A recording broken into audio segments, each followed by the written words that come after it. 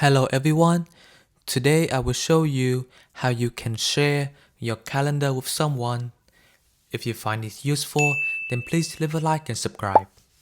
So on the left side, there are several calendar, and let's say you want to share this calendar to your family or your coworker.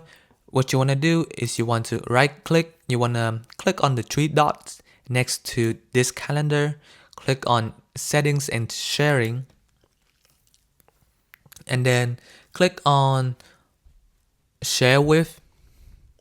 And what you want to do is you want to add people in group.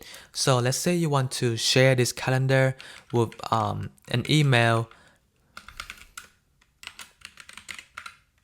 right?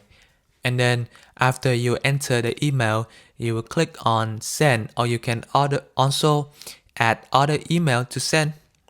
So when you click on send, this person should receive the invite to see the calendar, and that is how you can share the Google Calendar with someone. Thank you.